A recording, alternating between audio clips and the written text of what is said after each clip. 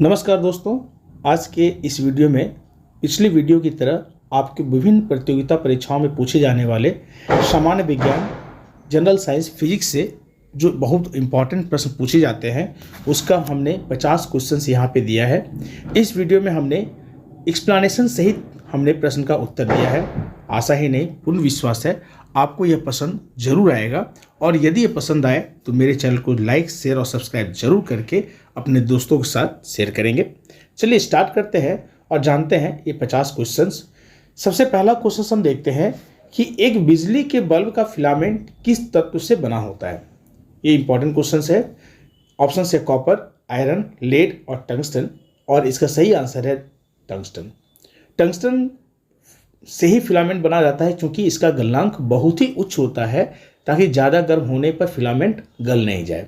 और एक बात और है कि इसका उपयोग काटने का औजार या शल्य चिकित्सा के यंत्र आदि में भी मिश्र धातु में होता है। ये क्योंकि इस तरह का जो मिश्र धातु है ना, वो अम्ल, क्षार किसी से भी प्रभावित नहीं होती है। ठीक है ना।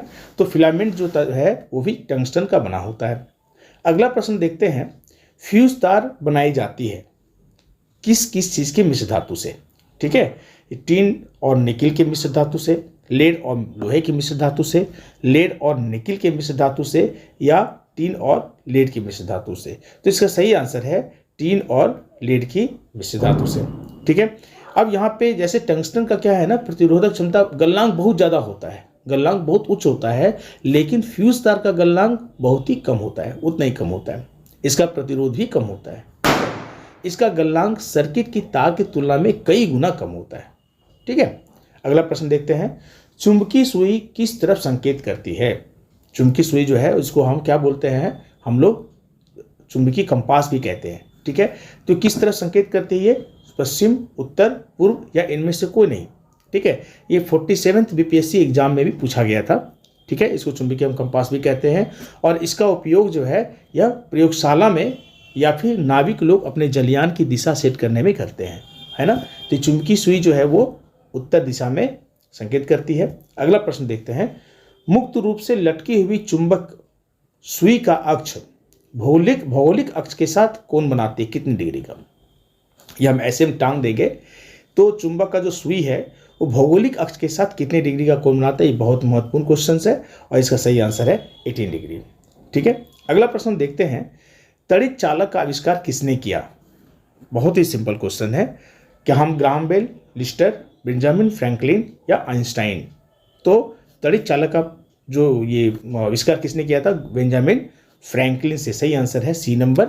और एक बात बता दें कि तड़ित चालक में जो विद्युत छड़ का प्रयोग किया जाता है ना, इसलिए उनका नाम भी जो है ना वो फ्रैंकलिन रॉड या विद्युत आकर्षी के नाम से ही भी जाना जाता है। ठीक है ना, इन्हीं के नाम के पीछे से जाना जाता है। ठीक है। अगला प्रश्न देखते हैं कि 100 वाट का बिजली का बल्ब यदि 10 घंटे जलता है तो बिजली का खर्च कितना इकाई होगा, कितना यूनिट होगा। ठीक है। ये भी बहुत ही इंपॉर्टेंट क्वेश्चन है। इसमें इस तरह का निकालने का चीज़ होता है। तो हम लोग एक चीज़ यहाँ जानेंगे कि 1 यूनिट यानी 1 इकाई, इसका क्या मतलब होता है कि 1 किलो वाट घंटा। ठीक है। यानी 1 किलो वाट घंटा मतलब क्या होगा ना कि 1 घंटे में यदि आप 1000 वाट का यदि उपयोग करते हैं तो वो हो जाता है 1 किलोवाट यानी 1 यूनिट, है ना। तो यहाँ पे लिखा है कि 100 वाट का बिजली का बल्ब आप 10 घंटे जलाएं तो 100 वाट का 10 घंटा यानी इसको गुना करें कितना हो जाएगा 1000 वाट, है ना। तो 1000 वाट जल गया यानी 1000 वाट जल गया तो ये हो गया हमारा 1 यूनिट। ठीक है। फिर से याद रखेंगे, 1 यूनिट का मतलब होता है 1 यूनिट का मतलब 1 किलोवाट घंटा। ठीक है। और 1 घंटे में यानी यदि 1000 वाट का बल्ब यदि आप 1 घंटा जला लेते हैं तो भी आपका 1 यूनिट बिजली उड़ जाता है। तो 1000 वाट का 1 घंटा में आपने यहाँ भी क्या किया है, यहाँ पे 100 वाट का 10 घंटा में यानी आपका 1 यूनिट खर्च हो चुका है। इसलिए सही आंसर इसका होगा 1 इकाई 1 यूनिट। अगला प्रश्न देखते हैं, जब साबुन का बुलबुला आवेशित किया जाता है तब क्या होगा। यह सिकुड़ेगा, फैलेगा, कोई प्रभाव नहीं पड़ेगा, या इनमें से कुछ नहीं, है ना। तो क्या होता है, साबुन का बुलबुला जो आवेशित करते हैं तो यह फैलता है। अगला प्रश्न देखते हैं, 1 वोल्ट कितने के बराबर होता है। 1 वोल्ट क्या है, ये तो 1 जूल पर कूलम 1 न्यूटन पर कूलम या इनमें से कोई नहीं। तो सही आंसर है B number 1 joule per coulomb. अगला प्रश्न देखते हैं, डायनेमो के कार्य करने का सिद्धांत क्या है? ठीक है, डायनेमो के कार्य करने का सिद्धांत आपने देखा होगा। डायनेमो को पहले ज़माने में क्या करता था ना, साइकिल के पीछे में एक बोतल जैसा रहता था और उसको लगा देते थे और फिर बोतल को हम जब सटा देते थे टायर में, तो टायर जैसे चलती थी तो डायनेमो का जो ऊपर वाला होता था कैप जैसा वो घूमता था और फिर क्या होता, वहाँ से बिजली विद्युत उत्पन्न होता था और हैंडल के आगे में बल्ब लगा रहता था, वो जलता था, है ना। तो ये डायनेमो का प्रयोग हम लोग साइकिल में भी कर चुके हैं। ठीक है, एक्चुअली होता क्या है, डायनेमो में घूर्णन करने के कारण तारों का जो कॉइल होता है ना, तार का कॉइल, वह जब चुंबकीय क्षेत्र को काटती है ना तो विद्युत धारा उत्पन्न होती है। ठीक है, और फिर क्या होता है ना, जो यांत्रिक ऊर्जा होता है वो विद्युत ऊर्जा में बदल जाता है। यानी ये कार्य करने का सिद्धांत क्या है, विद्युत चुंबकीय प्रभाव। इसका सही आंसर है बी। अगला प्रश्न देखते हैं कि वह क्रिया जिसके द्वारा धातु को अचुंबकीय बनाया जाता है वो क्या कहलाती है? बात समझे, चुंबकीय नहीं है, अचुंबकीय। ठीक है, जिसकी वह कौन सा क्रिया है, उस क्रिया को क्या कहेंगे जिसके द्वारा धातु को अचुंबकीय बनाया जाता है? उसको कहलाता है डीमैग्नेटाइजेशन। ठीक है, इसको विचुंबन, हिंदी में विचुंबकन भी कहा जाता है। ठीक है, और एक्चुअली होता है क्या ना, ये कई तरीके से करते हैं इसको। किसी भी धातु को हम डीमैग्नेटाइज करते हैं तो कई तरीके से करते हैं, ऐसा भी क्वेश्चन आता है कभी। ठीक है, तो जैसे कि मान लीजिए यदि हम किसी धातु का हथौड़े से पीटेंगे तो भी उसको डीमैग्नेटाइज किया जा सकता है, या फिर उसके क्यूरी पॉइंट के ऊपर हम क्यूरी पॉइंट के टेम्परेचर तक यदि धातु को हम हीट कर देते हैं तो भी क्या होता है, वो डीमैग्नेटाइज हो जाता है। ठीक है, जैसे कि आयरन का क्यूरी पॉइंट होता है 770 डिग्री सेंटीग्रेड, तो यदि वहाँ तक हम यदि गर्म कर देंगे तो वो क्या हो, डीमैग्नेटाइज हो जाएगा। ठीक है, फिर उसके बाद क्या है ना कि इंडक्शन प्रोसेस से भी हम क्या करते हैं, किसी धातु को हम डीमैग्नेटाइज करते हैं। ठीक है, यानी क्या मतलब हुआ, इंडक्शन प्रोसेस में क्या होता है ना कि दो जैसे मान लेते हैं कि हम इसमें दो हम ये क्या करते हैं, रड ले लेंगे, चुंबकीय रड ले लेंगे और मान लेते हैं दोनों नॉर्थ एक साइड ले लेंगे, दोनों साउथ एक साइड ले लेंगे। ठीक है, इस तरह से यदि हम दोनों को नज़दीक लाते हैं तो फिर क्या होता है, एक दूसरे को इंड्यूस करके क्या करता है, डीमैग्नेटाइज हो जाता है ये। ठीक है, और एक प्रोसेस और है जैसे कि पासिंग इलेक्ट्रिसिटी पास करके भी हम किसी धातु को डीमैग्नेटाइज करते हैं। ठीक है, तो यहाँ प्रश्न था कि वह क्रिया जिसके द्वारा धातु को अचुंबकीय बनाया जाता है वो क्या कहलाती है, डीमैग्नेटाइजेशन। ठीक है, अगला प्रश्न देखते हैं, एकीकृत पथ में प्रयुक्त अर्धचालक चिप किसकी बनी होती है? ठीक है, ऑप्शन है कैल्शियम, कार्बन, सिलिकॉन, जिरकॉन। ठीक है, तो सही आंसर इसका है सी, सिलिकॉन। अगला प्रश्न देखते हैं, विद्युत ऊर्जा को यांत्रिक ऊर्जा में बदलने की युक्ति कौन सा है ना। अब यहाँ देखेंगे यांत्रिक ऊर्जा को विद्युत ऊर्जा में नहीं, वो तो यांत्रिक ऊर्जा को विद्युत ऊर्जा में डायनेमो करता था। यहाँ विद्युत ऊर्जा को यांत्रिक ऊर्जा में बदलने की नियुक्ति। अब हम लोग घर में क्या करते हैं ना, हम लोग देखते हैं कि मोटर से पानी हम लोग क्या करते हैं, ऊपर चढ़ाते हैं। ठीक है, तो यहाँ पे क्या है, विद्युत ऊर्जा का प्रयोग कर रहे हैं क्या पानी चढ़ाने में, यानी यांत्रिक ऊर्जा का प्रयोग कर रहे हैं बहुत सारी चीज़ें का। तो यहाँ पे कौन सा प्रयोग होगा, विद्युत मोटर होगा, जो हम लोग घर घर में प्रयोग करते हैं इसका, है ना, और बहुत जगह यूज करते हैं इसको। अगला प्रश्न देखते हैं, यदि किसी प्रारूपी पदार्थ का वैद्युत प्रतिरोध गिरकर शून्य हो जाता है तो उस पदार्थ को क्या कहते हैं? अब यहाँ देखना है कि रेजिस्टेंस 0 हो जाना चाहिए। तो ये रेजिस्टेंस 0 हो जाएगा तो समझ सकते हैं कैसा होगा वो, क्या वो कुचालक होगा, अर्धचालक होगा, अतिचालक होगा। ये तो अनुमान से ही लग जाता है। ठीक है ना, तो इसका क्या होगा, सही आंसर अतिचालक। यदि प्रतिरोध 0 हो जाएगा यानी क्या हो, उसमें धारा बहुत ज़्यादा तेज हो जाएगा, अतिचालक हो जाएगा। ठीक है, अगला प्रश्न देखते हैं, चालक का विद्युत प्रतिरोध किससे स्वतंत्र होता है, यानी किस चीज़ के से विद्युत प्रतिरोध पर कोई असर नहीं पड़ता है? क्या वो तापमान, दाब, अनुप्रस्थ तरंग या इनमें से कोई नहीं? तो इसका सही आंसर है दाब। दाब से इसका प्रतिरोध पे कोई अंतर नहीं पड़ेगा। अगला प्रश्न देखते हैं, फ्लोरोसेंट लैंप। ठीक है ना, अभी तो बहुत सारा चला है फ्लोरोसेंट लैंप, है ना, प्रदीप्ति उसको बोलते हैं। तो फ्लोरोसेंट लैंप में चौक का प्रयोजन क्या है, ये चीज़ जानना है। तो क्या होना, करंट के प्रवाह को कम करना, करंट के प्रवाह को बढ़ाना, प्रतिरोधकता को कम करना या वोल्टेज को कम करना। ठीक है, तो अब फ्लोरोसेंट लैंप जो हम लोग घर में बहुत सारे यूज करते हैं, जिसमें कि आपका पारा का वाष्प भी रहता है, आर्गन भी रहता है ना उसमें। हालांकि हम ये बताएंगे कि जो फ्लोरोसेंट लैंप में जो पारा वाष्प रहता है वो पर्यावरण को प्रदूषित भी करता है। खैर जो भी हो, उसमें चौक का प्रयोजन बोला गया है। तो चौक का प्रयोजन होता है प्रतिरोधकता को कम करना, है ना। वो प्रतिरोधकता कम करना चाहिए जिससे कि वो काम ज़्यादा करे। ठीक है, अगला प्रश्न देखते हैं कि 3 पिन बिजली के प्लग में सबसे लंबी पिन को जोड़ना चाहिए किससे। अभी देखते हैं ना 5 पिन सॉकेट में लगाते हैं 3 पिन वाला प्लग, तो 3 पिन प्लग लगाते हैं। एक क्या होता है ना, वो टॉप वाला जो पिन होता है वो लंबा होता है, वो क्या होता है, वो अर्थ के लिए होता है, ज़मीन का अर्थ लेने के लिए वो दिया जाता है ताकि जिस इक्विपमेंट में हम लगा रहे हैं वो प्लग उसमें बॉडी करंट नहीं आए। ठीक है ना, तो लिखा है 3 पिन बिजली के प्लग में सबसे लंबी पिन को जोड़ना चाहिए किससे, आधार से, सजीव से, उदासीन से या किसी भी सिरे से। तो इसका सही आंसर है आधार से, यानी अर्थ के, जमीन का अर्थ से उसको जोड़ना चाहिए। ठीक है, अगला प्रश्न है प्रदीप्ति नली में सर्वाधिक सामान्यतः प्रयोग होने वाली वस्तु क्या है। अभी हम जस्ट इसका चर्चा भी कर चुके थे कि प्रदीप्ति नली में, है ना, ये जो अभी हम लोग जो बस क्वेश्चन पढ़े ना फ्लोरोसेंट लैंप में, उसी में कि फ्लोरोसेंट नली में सर्वाधिक सामान्यतः प्रयोग होने वाली वस्तु कौन सा है ना, सोडियम ऑक्साइड और आर्गन, सोडियम वाष्प और नियोन, पारावाष्प तथा आर्गन, इनमें से कोई नहीं। तो सही आंसर इसका है पारावाष्प तथा आर्गन, है ना। इसके यूज करने से क्या है ना, बिजली खपत कम होती है। ठीक है, शुरुआत में महंगा पड़ता है बिजली, लेकिन बिजली खपत कम होती है। लेकिन सबसे बड़ा नुकसान क्या होता है ना कि पारावाष्प से पर्यावरण को नुकसान बहुत ज़्यादा होता है। ठीक है ना, ये चीज़ बहुत इंपॉर्टेंट था। अगला प्रश्न देखते हैं कि ट्रांसफार्मर प्रयुक्त होते हैं। अभी क्या है ना, ट्रांसफार्मर का मतलब समझना है कि ट्रांसफार्मर का कार्य क्या है।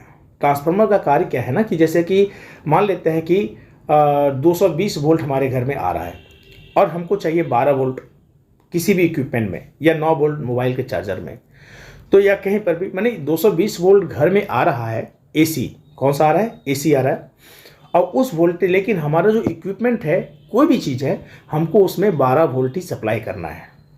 तो यदि क्या करेंगे हम, उस चीज़ को यदि हम प्लग लगा देंगे तो क्या हुआ, वो ब्लास्ट कर जाएगा, उड़ जाएगा। तो ट्रांसफार्मर क्या होता है, ट्रांसफार्मर यानी उसका क्या है ना कि वोल्टेज को वो कम कर दे रहा है, यानी ज़्यादा से कम कर, कहीं पे कम करना हो तो कम भी कर देता है, कहीं ज़्यादा करना हो तो ज़्यादा भी कर देता है ना। लेकिन वो एसी वोल्टेज को ही करता है, एसी को डीसी में नहीं करता है। तो यहाँ पे इसका सही आंसर होगा एसी वोल्टेज का उपचयन या अपचयन करने के लिए। ठीक है ना, यानी एसी का यदि 220 वोल्ट को 12 वोल्ट में बदला तो एसी में ही बदलेगा। ठीक है ना, फिर यदि एसी को डीसी में बदलना हो तो उसके लिए क्या वो रेक्टिफायर लगाता का प्रयोग करता है, अलग चीज़ है। लेकिन ट्रांसफार्मर का प्रयोग होता है हाई वोल्टेज से लो वोल्टेज करना, लो वोल्टेज से हाई वोल्टेज करना। ठीक है, अगला प्रश्न देखते हैं विद्युत मरकरी लैंप में रहता है क्या। विद्युत मरकरी लैंप में क्या रहता है, यहाँ इसी बताया गया। इसमें कम दाब पे पारा रहता है, अधिक दाब पे पारा रहता है, नियोन और पारा रहता है, इनमें से कोई नहीं रहता है ना। वही फ्लोरोसेंट लैंप में तो इसमें रहता है कम दाब पे पारा। पारा क्या है ना, वो एक्चुअली क्या है ना, वो गैस के रूप में वहाँ पे रहता है, भाप के रूप में रहता है, तो कम दाब पे वहाँ पे पारा रहता है। ठीक है, अगला प्रश्न देखते हैं यदि किसी प्रतिरोध तार को लंबा किया जाए तो उसका प्रतिरोध क्या होगा, कम होता है, ज़्यादा होता है, सामान्य रहता है, या इनमें से कोई नहीं। यहाँ पे क्या देखना है उसमें कि प्रतिरोध को हम लोग जानते हैं ना कि रेजिस्टेंस का फॉर्मूला क्या होता है ना, यहाँ पे जो भी होता है प्रतिरोधकता बारे में बोलता है, उसके बाद क्या होता है L/A। ठीक है, लेंथ बाय लंबाई बाय अनुप्रस्थ काट का क्षेत्रफल। अभी यहाँ पे क्या है, L है, यानी लंबाई है। तो जब हम क्या है प्रतिरोध तार को लंबा करते नहीं, L बढ़ गया तो क्या हुआ, रेसिस्टेंट बढ़ जाएगा। ठीक है ना, और यदि क्या होगा ना कि जब हम लंबा करेंगे उसी तार को तो क्या होगा, ये हमारा घट जाएगा, यानी अनुप्रस्थ काट का क्षेत्रफल क्या होगा, घटेगा। जैसे ही घटेगा क्या होगा, फिर रेजिस्टेंस बढ़ जाएगा।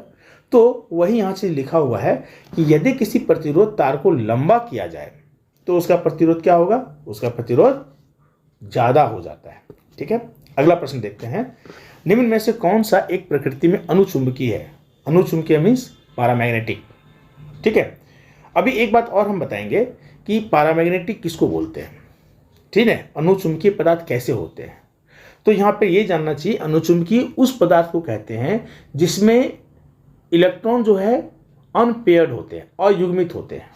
ठीक है ना, जिसमें क्या होता है ना, वो युग्मित नहीं बल्कि अयुग्मित होते हैं। क्या होते हैं, अयुग्मित होते हैं। ठीक है, अनपेयर्ड इलेक्ट्रॉन होते हैं, जिसके हम क्या करेंगे, यदि हम निकालेंगे ये ऑर्बिटल इलेक्ट्रॉनिक कॉन्फ़िगरेशन निकालेंगे और हम देख लेंगे कि यदि इसका इलेक्ट्रॉन जो है अयुग्मित है तो वैसा पदार्थ अनुचुंबकीय होंगे, यानी उसमें अनुचुंबकत्व का गुण होगा। ठीक है, जैसे एल्युमिनियम हो, टंगस्टन हो, ऑक्सीजन हो, ये सारा क्या है, इसका अनुचुंबकीय है। तो है निम्न में से कौन सा एक प्रकृति में अनुचुंबकीय है, वो कौन सा है, ऑक्सीजन। आप ऑक्सीजन का भी देखेंगे ना, ऑक्सीजन का कॉन्फ़िगरेशन करेंगे तो ऑक्सीजन में कितना होता है, 8 होगा, यानी क्या होगा 1s2, ठीक है, 2s2 और 2p4। अब p में कितना होगा, अब गौर करेंगे तो 3 होता है इसमें, तो एक इलेक्ट्रॉन इधर से गया, एक इलेक्ट्रॉन ऐसे, एक इलेक्ट्रॉन ऐसे, दूसरा इलेक्ट्रॉन यहाँ पेयर कर दिया, दो क्या होगा, 1 2 3 4 इलेक्ट्रॉन, यानी 2 इलेक्ट्रॉन यहाँ पे क्या देख रहे हैं, अनपेयर्ड है, यानी अनपेयर्ड है, यानी अयुग्मित है, यानी ऑक्सीजन भी क्या है, प्रकृति में कैसा है, गुण में कैसा है, अनुचुंबकीय। ठीक है, अगला प्रश्न देखते हैं, निम्न में से कौन सा एक अचुंबकीय पदार्थ है। वहां गौर करेंगे, अनुचुंबकीय था, पैरामैग्नेटिक था, और यहाँ है कौन, अचुंबकीय पदार्थ है, यानी वो जिसमें चुंबकीय गुण नहीं है। ठीक है, लोहा में तो रहता है, कोबाल्ट में रहता है, निकल में रहता है, तो सही आंसर इसका है पीतल। अगला प्रश्न देखते हैं, मुक्त रूप से निलंबित चुंबकीय सुई किस दिशा में टिकती है। अभी हम देखे ना, यदि धागा से किसी चुंबक को हम, निडल को यदि हम लटका देंगे तो किस दिशा में जाएगी, वो जाएगा उत्तर दक्षिण में। अगला प्रश्न है, कौन सा उपकरण विद्युत प्रतिरोध को मापता है। तो विद्युत रेसिस्टेंस, इलेक्ट्रिक रेजिस्टेंस को नापने के लिए कौन सा इक्विपमेंट का यूज होता है, वो एमीटर, ओम मीटर, वोल्ट मीटर, या इनमें से कोई नहीं, तो ओम मीटर सही आंसर इसका है, ओम मीटर। अगला प्रश्न देखते हैं, एक धारावाही चालक संबंधित है किससे। धारावाही चालक जो होता है ना, उसमें चुंबकीय क्षेत्र से, विद्युत चुंबकीय क्षेत्र से, और बिंदु क्षेत्र से, विद्युत चुंबकीय क्षेत्र से, इनमें से कोई नहीं है ना। तो विद्युत चुंबकीय क्षेत्र के कारण ही है ना, किसी भी पदार्थ में जब धारा फ्लो होती है ना, तो उसमें क्या होता है, उस चुंबकीय क्षेत्र में, विद्युत चुंबकीय क्षेत्र में उसका सभी इलेक्ट्रॉन क्या होता है ना, एक सीरीज में, एक ऑर्गेनाइज में चलने लगता है, और फिर धारा चलने लगती है, इसलिए सही आंसर इसका है विद्युत चुंबकीय क्षेत्र में। ठीक है, अगला प्रश्न देखते हैं, डायनेमो एक मशीन है जिसका काम है, हम लोग पहले ही पढ़ चुके हैं, है ना। डायनेमो से क्या करते हैं ना, कि यांत्रिक ऊर्जा को विद्युत ऊर्जा में रूपांतरित करते हैं। तो यहाँ पे क्या होगा, डी आंसर होगा, यांत्रिक ऊर्जा को विद्युत ऊर्जा में रूपांतरित करना। ठीक है, अगला प्रश्न देखते हैं, निम्न में से कौन सा एक प्रतिचुंबकीय, यहाँ पे समझना है अनुचुंबकीय, अचुंबकीय, अब यह है प्रतिचुंबकीय, डायमैग्नेटिक। ठीक है ना, तो डायमैग्नेटिक किसको होगा कहेंगे, तो डायमैग्नेटिक एक बार से समझेंगे, वैसा पदार्थ, ठीक है, जो अधिक चुंबकीय क्षेत्र से कम चुंबकीय क्षेत्र की ओर गति करता है ना, यानी या जिसकी उपस्थिति में, या ऐसा कर सकते हैं जिसकी उपस्थिति में, वैसे पदार्थ की जिसकी उपस्थिति में क्या होना, चुंबकीय क्षेत्र का मान कम हो जाता है, वैसे पदार्थ को हम लोग प्रतिचुंबकीय पदार्थ कहते हैं। जैसे सोना हुआ, चांदी हुआ, तांबा हुआ। ठीक है ना, यानी क्या है ना, कि यहाँ लिखा है कि अभी यहाँ पे इसका आंसर क्या होगा, इसका आंसर होगा विस्मित। ठीक है, विस्मित भी क्या है ना, प्रतिचुंबकीय पदार्थ है। ठीक है, अभी क्या होगा, जैसे मान लीजिए यदि हम विस्मित का यदि हम रड ले लेंगे, ठीक है, और यदि हम नॉर्थ और साउथ के किसी चुंबक के नॉर्थ साउथ एनएस के बीच में यदि रख देंगे ना, तो क्या होगा ना, वह छड़ जो है अपने चुंबकीय गुण के कारण क्या हो जाएगा ना, वो स्वतः चुंबकीय क्षेत्र के लंबवत खड़ा हो जाएगा वो। ठीक है ना, यानी क्या है ना, कि यह अधिक चुंबकीय क्षेत्र से कम चुंबकीय क्षेत्र की ओर गति करने लगता है, ऐसे पदार्थ का ये गुण होता है। ठीक है, बहुत अच्छी बात है। अगला प्रश्न देखते हैं, ध्रुवों पर नमन कोण का मान कितना होता है। नमन कोण, एंगल ऑफ डिप। ठीक है, ये चीज जानना बहुत जरूरी है, कभी यह विषुवत रेखा पे पूछ देगा, कभी यह ध्रुव पे पूछ देगा, ये जानना बहुत जरूरी है, बहुत इंपॉर्टेंट क्वेश्चन है। ध्रुवों पर नमन कोण का मान कितना होता है, एंगल ऑफ डिप किससे, पहले ये जानना है किसको कहते हैं। हमने यहाँ लिख भी दिया है, किसी स्थान पे पृथ्वी का संपूर्ण चुंबकीय क्षेत्र, किसी स्थान पे, अलग अलग स्थान पे अलग अलग मान होगा, है ना। तो यहाँ पे एंगल बिटवीन किसके बीच में, संपूर्ण चुंबकीय क्षेत्र क्षैतिज तल के साथ जितना डिग्री कोण बनाते हैं, हम जिस जगह पे हैं उसका क्षैतिज तल देखेंगे और चुंबकीय क्षेत्र देखेंगे, दोनों के बीच जो एंगल बनता है ना, उसको बोलते हैं एंगल ऑफ डिप या नमन कोण बोलेंगे, है ना। अभी क्या है ना, पृथ्वी के ध्रुव पर चले जाएंगे, ठीक है, तो वहां पे क्या क्षैतिज ऐसे हुआ, लेकिन जब हम एंगल लगाएंगे, क्या चुंबकीय क्षेत्र क्या होगा, नॉर्थ साउथ होगा, तो बीच में कितना होगा, 90 डिग्री का नमन कोण होगा। लेकिन विषुवत रेखा पे चले जाएंगे तो वहां पे क्या होगा, नॉर्थ साउथ ऐसे भी जाएगा। तो दोस्तों इसका सही आंसर है 90 डिग्री। ठीक है ना, हमने देखा कि ध्रुव पर नमन कोण का मान 90 डिग्री होगा, क्योंकि चुंबकीय क्षेत्र और क्षैतिज तल के बीच का जो एंगल होगा वो 90 डिग्री होगा।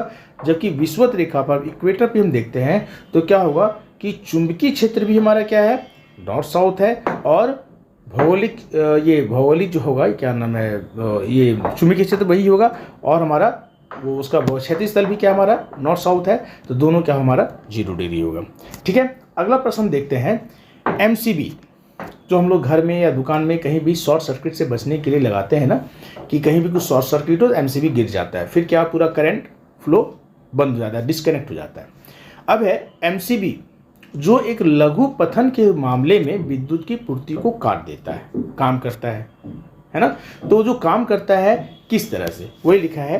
पहला ऑप्शन है धारा का चुंबकीय प्रभाव से, धारा के विद्युत प्रभाव से, धारा के रासायनिक प्रभाव से, धारा के तापन प्रभाव से। अब यहाँ पे सवाल उठता है कि जब MCB गिरता है, क्यों, कहीं शॉर्ट सर्किट होने लगा, वहाँ हीट प्रोड्यूस होने लगा, तो फिर क्या हुआ, वहाँ पे डिस्कनेक्ट हो जाता है। तो ये क्या आंसर इसका होगा, धारा के तापन प्रभाव से होगा इसका आंसर। अगला प्रश्न देखते हैं। बिजली के पंखे की गति बदलने के लिए प्रयुक्त साधन है। हम लोग बचपन से पढ़ते चले हैं, हम लोग करते चले हैं, प्रैक्टिकल भी करते हैं कि जब पंखा के तेज हवा खानी हो क्या करते हैं, रेगुलेटर हम तेज कर देते, घुमा देते हैं। कम खाना हो तो रेगुलेटर से हम स्पीड कम कर देते हैं। तो बिजली के पंखे की गति बदलने के लिए प्रयुक्त साधन क्या है, रेगुलेटर है। ठीक है, अगला प्रश्न देखते हैं। एक कृत्रिम उपग्रह में, है ना, आर्टिफिशियल सैटेलाइट में क्या है ना कि विद्युत ऊर्जा का स्रोत क्या है, वहाँ पे बैटरी तो इलेक्ट्रिसिटी कुछ है नहीं वहाँ पे, तो वहाँ पे जो विद्युत ऊर्जा जो होगा वहाँ पे स्रोत क्या है, सोलर सेल से, है ना। वहाँ पे तो कोई थर्मोपोल डायनेमो वहाँ कुछ नहीं है ना, कोई नाभिकीय रिएक्टर भी नहीं है वहाँ पे क्या है, सनलाइट से वहाँ पे एनर्जी लिया जाता है। यानी क्या होगा, वहाँ पे एक कृत्रिम उपग्रह में विद्युत ऊर्जा का स्रोत क्या होगा, सौर सेल। ठीक है, अगला प्रश्न देखते हैं। एम्पियर क्या मापने की इकाई है। एम्पियर जो है ना, एम्पियर जो है ना मापने के हैं। ठीक है, एम्पियर किसी का फिजिकल क्वांटिटी के मेजरमेंट का ये यूनिट है। वो किस फिजिकल क्वांटिटी का, यानी किस भौतिक राशि का, वोल्टेज का, विद्युत धारा का, प्रतिरोध का, या पावर का। ठीक है, तो सही आंसर है इसका विद्युत धारा, है ना। इलेक्ट्रिक करंट का जो यूनिट है, मेजरमेंट का यूनिट है, वो है एम्पियर में नापते हैं हम लोग। अगला प्रश्न देखते हैं। जलते हुए बल्ब विद्युत के तंतु का ताप सामान्यतः कितना होता है। ठीक है, जलते हुए बल्ब विद्युत के तंतु फिलामेंट का, ठीक है, इसका टेम्परेचर हो जाता है 3000 डिग्री से लेकर 3500 डिग्री सेंटीग्रेड। ठीक है, अगला प्रश्न देखते हैं। माइका है, अब यहाँ पे आपको जानना है माइका होता क्या है। यहाँ तो लिख दिया ऑप्शन की ऊष्मा और विद्युत के दोनों के कुचालक, दोनों का सुचालक, ऊष्मा का कुचालक और विद्युत का सुचालक, या विद्युत का कुचालक और ऊष्मा का सुचालक क्या है। तो पहले ये जानना चाहिए माइका है क्या। माइका को हिंदी में अब्रक कहते हैं। ठीक है, अब्रक, ठीक है, ये बहुत ही उपयोगी खनिज पदार्थ है और यह जो है ना कायांतरित चट्टानों में पाया जाता है। ये भी जानना जरूरी है, कभी ऐसा क्वेश्चन पूछ सकता है किस तरह के चट्टानों में पाया जाता है।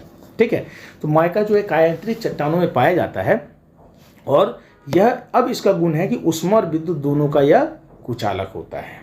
ठीक है, चलिए बहुत अच्छी बात। अगला प्रश्न देखते हैं। विद्युत उत्पन्न करने के लिए कौन सी धातु का उपयोग किया जाता है। यूरेनियम का, लोहा का, तांबा का, या एल्यूमिनियम का। ठीक है, तो हम इसका यूरेनियम का प्रयोग करते हैं। अगला प्रश्न देखते हैं। तड़ित चालक बनाए जाते हैं लोहे के, तांबे के, एल्यूमिनियम के, या इस सभी के। तड़ित चालक हम पहले भी बता चुके हैं कि तड़ित चालक में क्या है ना कि जिस जगह पे लगाते हैं, छत पे लगाते हैं या किसी टावर पे लगाते हैं, तो उस लेवल से कम 3 फीट ऊपर होना चाहिए एक सिरा। वो तांबे का होता है। पहले इसका आंसर जान ले, ये आंसर है तांबे का। तांबे का बनाया रहता है और लेवल पे जहाँ पे लगाते हैं वहाँ से कम 3 फीट ऊंची होना चाहिए। एक सिरा तो तांबे का उधर है आकाश की ओर, और दूसरा सिरा वहाँ से सीधे धरती की ओर हम गाड़ देते हैं और आखिरी सिरे पे कोयला और नमक मिलाकर अंत करते हैं उसका। ठीक है ना, ताकि यदि लाइटनिंग हो तो लाइटनिंग का सारा पावर, एक लाइटनिंग में आपको बताया लगभग 30,000 केल्विन। ठीक है, 30,000 केल्विन का वहाँ वोल्टेज रहता है। तो वो सारा क्या होता है, वो जाकर के नीचे न्यूट्रलाइज कर देता है। तो ये तड़ित चालक जो है तांबे का बनाया जाता है और दूसरा सिरा कहाँ, धरती में गाड़ते हैं कोयला और नमक मिला के। ठीक है, अगला प्रश्न देखते हैं। विद्युत धारा का चुंबकीय प्रभाव सर्वप्रथम किसने अवलोकित किया था, किसने अवलोकन किया था। ठीक है, तो हेनरी द्वारा, ऑस्टेड द्वारा, फैराडे द्वारा, वोल्टा द्वारा। तो इसका सही अवलोकन, सबसे पहला अवलोकन किए थे ऑस्टेड द्वारा किए थे। सही आंसर है बी। अगला प्रश्न देखते हैं। किसी चुंबकीय पदार्थ को विचुंबकीय किया जाता है। अब यहाँ पे हम पहले पदार्थ पढ़ा चुके हैं, डीमैग्नेटाइजेशन, डीमैग्नेटाइज किया जाता है। किसी भी चुंबकीय पदार्थ को जो विचुंबकीय है, डीमैग्नेटाइज किया जाता है। हमने पिछली प्रश्न में 4 तरह से बताया कि 4 तरह से उसको डीमैग्नेटाइज किया जाता है ना। एक बताते हैं हथौड़े से पीट के भी डीमैग्नेटाइज करते हैं, या उसको क्यूरी पॉइंट तक यदि हीट करते हैं तो भी डीमैग्नेटाइज हो जाता है, या इंडक्शन प्रोसेस से करते हैं तो भी उससे डीमैग्नेटाइज करते हैं, या फिर पासिंग इलेक्ट्रिसिटी पास करके भी हम किसी चुंबकीय पदार्थ को विचुंबकीय करते हैं, डीमैग्नेटाइज करते हैं। तो यहाँ देखिए बस दो ऑप्शन दिया है, हथौड़े से पीट कर या गर्म करके, और फिर तीसरा बोलते हैं दोनों तरह से या किसी भी तरीके से नहीं।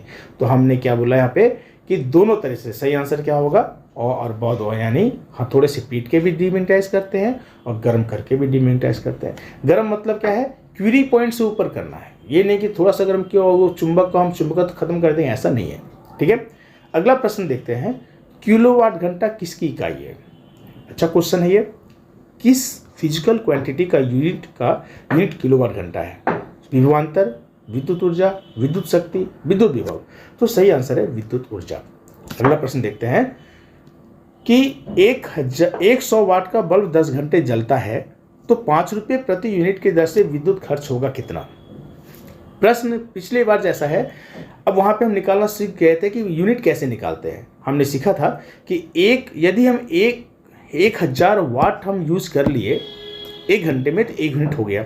अभी क्या 100 वाट का 10 घंटा जला, तो जितने हो 1 घंटे में जले या 10 घंटे में जले, हम जब 1000 वाट यानी 1 किलोवाट यानी 1 यूनिट, तो 1 किलोवाट पर यूनिट हुआ, 1 किलोवाट आवर्स हो गया, तो वो होगा 1 यूनिट। तो 100 वाट का 10 घंटा जला यानी 1000 वाट हो गया, यानी 1 यूनिट हो गया, और 1 यूनिट का दाम 5 रुपये है, तो कितना खर्च गिरेगा, 5 रुपये गिरेगा। सही आंसर इसका ए हो गया। अगला प्रश्न देखते हैं, विद्युत धारा के ऊष्मीय प्रभाव पर आधारित घरेलू उपकरण कौन है। अब जहां देखना है विद्युत धारा के ऊष्मीय प्रभाव, यानी जब विद्युत धारा पास होती है तो हमारा ऊष्मा निकलता है किसमें, हीटर में निकलता है, बल्ब से भी हीट ऊष्मा आती है, ट्यूबलाइट में भी, यानी सभी से क्या होता है, ये विद्युत धारा के ऊष्मीय प्रभाव पर आधारित घरेलू उपकरण कौन है, सभी है। अगला प्रश्न देखते हैं, ट्यूबलाइट में व्यय ऊर्जा का लगभग कितना भाग प्रकाश में परिवर्तित होता है। बहुत अच्छा क्वेश्चन है ये। जितना भी एनर्जी का जो ट्यूबलाइट में होता है ना, खर्च होता है, उसका कितना प्रतिशत भाग जो है वो लाइट में इमिट्स होता है, ठीक है, परिवर्तित होता है। 30 से 40%, 40 से 50%, 50 से 60% या 60 से 70%। तो सही आंसर इसका है 60 से 70%। ठीक है, अगला प्रश्न देखते हैं कि बिजली के बल्ब से हवा पूरी तरह क्यों निकाल दी जाती है। हमने एक बार टंगस्टन के समय पहला क्वेश्चन में बतलाया था कि यदि टंगस्टन जो है ना, यदि ऑक्सीजन के संपर्क में आ जाएगा ना, तो फिर क्या हुआ, वो कमजोर हो जाएगा, और वह ऑक्सीजन के संपर्क में नहीं आए, इसलिए क्या होता है, विद्युत के बल्ब से हवा पूरी तरह से निकाल दी जाती है। तो इसका सही आंसर होगा टंगस्टन तंतु के अपचयन को रोकने के लिए। ठीक है, अगला प्रश्न देखते हैं कि बल्ब को तोड़ने पे तेज आवाज होती है, क्यों। अभी हमने बताया ना कि बल्ब से हवा निकाल दी जाती है। अब यदि अचानक हम बल्ब फोड़ेंगे तो क्या हुआ, वो जो वैक्यूम था बल्ब के अंदर, जो खाली जगह था, वहां पे हवा भरने के लिए चारों तरह से हवा भरेगा, दौड़ेगा। बल्ब के चारों तरफ सराउंडिंग में जितनी हवा था, सब तरह से हवा उधर उसकी ओर दौड़ेगा, और इस वजह से क्या होता है, तेज आवाज आती है। यानी बल्ब को तोड़ने पे तेज आवाज आती है, क्योंकि बल्ब के अंदर निर्वात में वायु का तेजी से जो प्रवेश करता है, इस वजह से तेज आवाज आती है। ठीक है, अगला प्रश्न देखते हैं, लेंज का नियम किस संरक्षण पर काम करता है। लेंज का नियम जो है द्रव्यमान संरक्षण पर, संवेग संरक्षण पर, ऊर्जा संरक्षण पर, या इनमें से कोई नहीं। तो सही आंसर इसका है ऊर्जा संरक्षण है। लेंज का नियम क्या है, ऊर्जा संरक्षण का नियम है। ठीक है, अगला प्रश्न देखते हैं, ट्रांसफार्मर के क्रोड बनाने के लिए निम्नलिखित पदार्थों में से कौन सा अधिक उपयुक्त है।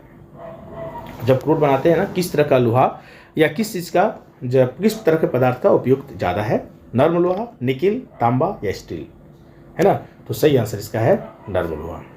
अगला प्रश्न देखते हैं, फ्यूज का सिद्धांत है, किस तरह का सिद्धांत है, क्या विद्युत का रासायनिक प्रभाव का सिद्धांत, विद्युत का यांत्रिक प्रभाव, विद्युत का ऊष्मीय प्रभाव, या इनमें से कोई नहीं। अभी आपको प्रश्न देख के घबराना नहीं है कि कैसा कैसा शब्द का प्रयोग क्या है। फ्यूज तो हम लोग घर में जानते हैं कि यदि कहीं पे इलेक्ट्रिसिटी में हम हाई वोल्टेज का कंज्यूम कर रहे हैं या ज़्यादा पावर का कंज्यूम कर रहे हैं, तो हीट होगा तो गल जाएगा, फ्यूज गल जाएगा तो सारा कनेक्टिविटी खत्म हो जाएगा। तो फ्यूज क्या है, हीटिंग पर प्रभाव है, हीट इफेक्ट का है, यानी विद्युत का ऊष्मीय प्रभाव का सिद्धांत है। फ्यूज का सिद्धांत क्या है, विद्युत का ऊष्मीय प्रभाव। जहाँ ऊष्मीय प्रभाव होगा वो गल जाएगा, कनेक्शन डिस्कनेक्ट हो जाएगा। ठीक है, अगला प्रश्न है, एक फ्यूज तार के लक्षणों को पहचाना जाता है। बिल्कुल सही बात, हम लोग कई बार देख चुके हैं। क्या न्यूनतम प्रतिरोधकता तथा उच्च गलनांक, उच्च प्रतिरोधकता तथा उच्च गलनांक, उच्च प्रतिरोधकता तथा निम्न गलनांक, या न्यूनतम प्रतिरोधकता न्यूनतम गलनांक। तो फ्यूज तार में क्या होना चाहिए? न्यूनतम प्रतिरोधकता होना चाहिए, भाई ज़्यादा वो कंज्यूम नहीं करे। लेकिन गलनांक भी क्या होना चाहिए? कम होना चाहिए। सॉरी, ये उच्च प्रतिरोधकता होना चाहिए ताकि जल्दी वो गर्म हो जाए इसमें, और गर्म हो तो जल्दी गल जाए, यानी निम्न गलनांक होना चाहिए। ठीक है, यानी उच्च प्रतिरोधकता तथा निम्न गलनांक होना चाहिए। ये फ्यूज तार का लक्षण हमारा है कि उच्च प्रतिरोधकता तथा निम्न गलनांक होना चाहिए। यदि जल्दी गल जाएगा तो हमारा कनेक्शन से घर में सुरक्षा होगा और घर में आग लगने से बच जाएगा। ठीक है, अगला प्रश्न देखते हैं। फैराडे का नियम संबंधित है विद्युत अपघटन से, गैसों के दबाव से, विद्युत विच्छेदन से, या इनमें से कोई नहीं। तो सही आंसर इसका है विद्युत अपघटन से। ठीक है, और अंतिम क्वेश्चन है कि लोहे के ऊपर जिंक की परत चढ़ाने को क्या कहते हैं, है ना। तो लोहे के ऊपर जब जिंक की परत चढ़ाते हैं ना, तो हम लोग बचपन से पढ़ते चले हैं, उसको बोलते हैं गैल्वेनाइजेशन। ठीक है, जस्तीकरण, जिंक चढ़ाते हैं, जस्तीकरण हिंदी में बोलते हैं इसको। तो गैल्वेनाइजेशन बोलेंगे जो लोहे के ऊपर जिंक का परत हम चढ़ाते हैं। ठीक है, सही आंसर इसका हुआ ए। तो इस तरह से आज का ये वीडियो समाप्त हुआ, और आपको बहुत बहुत धन्यवाद दोस्तों। आप यहाँ पे देखा, आपको कैसा लगा हमें कमेंट करके ज़रूर बताएं। यदि आपको अच्छा लगा हो तो अपने दोस्तों के साथ शेयर ज़रूर करें, हमारे चैनल को सब्सक्राइब ज़रूर करें, ताकि इस तरह का वीडियो आपको मिलता रहे। यह फिजिक्स का फर्स्ट पार्ट का 50 क्वेश्चन था। आगे और कई पार्ट में आपको बहुत सारे वीडियो मिलेंगे। बहुत बहुत धन्यवाद। Thank you.